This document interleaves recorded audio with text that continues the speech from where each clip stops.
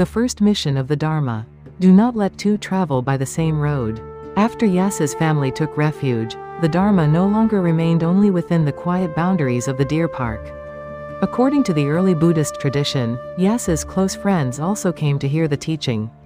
Vimala, Subahu, Panaji, Gavampati, and many others entered the path, and before long there were 60 disciples who had directly understood the Dharma.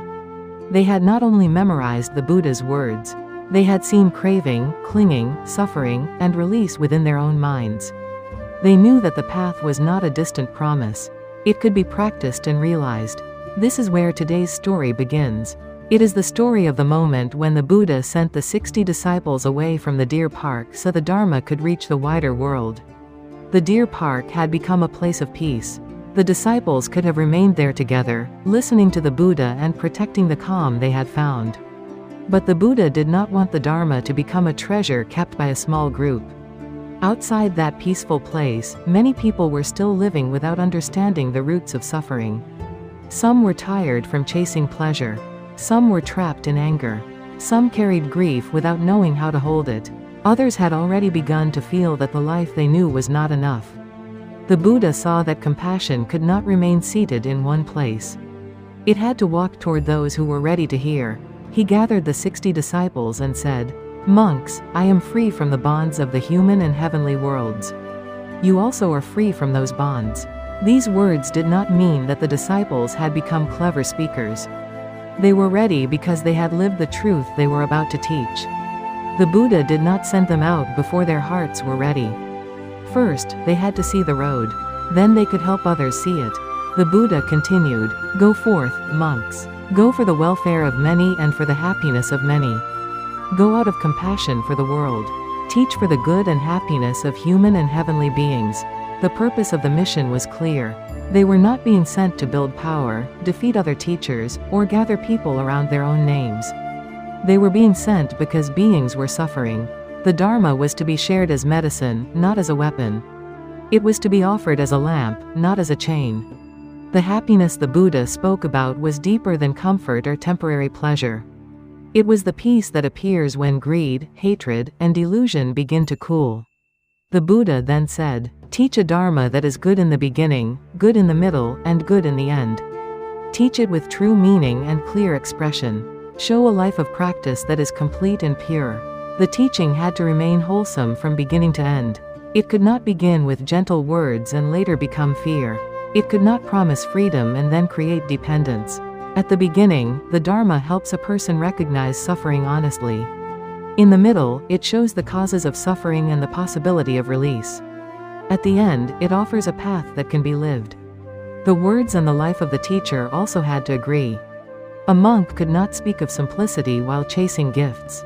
He could not speak of peace while looking down on others. The Dharma had to become visible in the way one walked, answered questions, and met those who disagreed. Then the Buddha gave the instruction that became the sign of this first mission.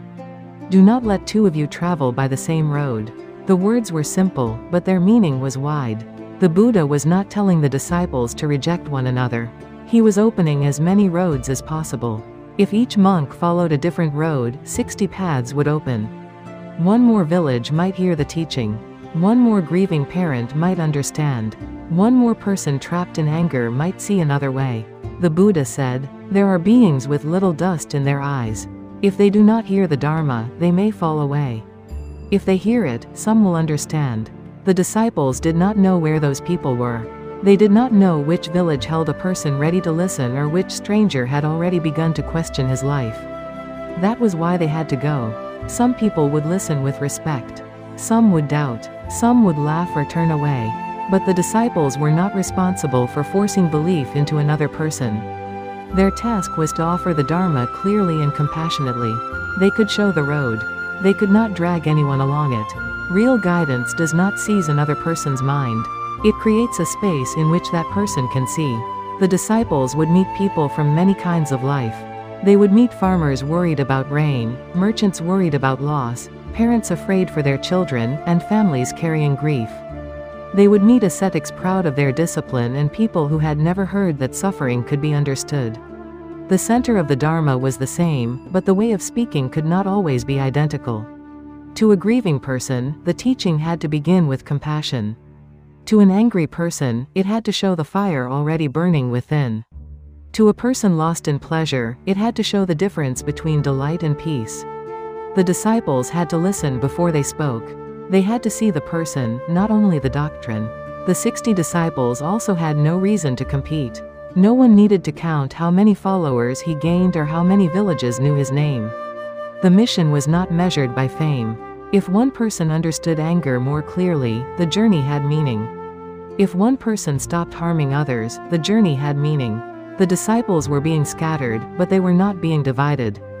They would walk different roads from the same compassion. The Sangha remained one when people lived by the same Dharma, even far from one another. The Buddha trusted awakened disciples to carry the teaching responsibly. They were not asked to make people dependent on them. They were asked to help people see for themselves. The Buddha then told them that he too would leave. Monks, go your separate ways. I also will travel to Uruvela, to the village of Senani, in order to teach the Dharma.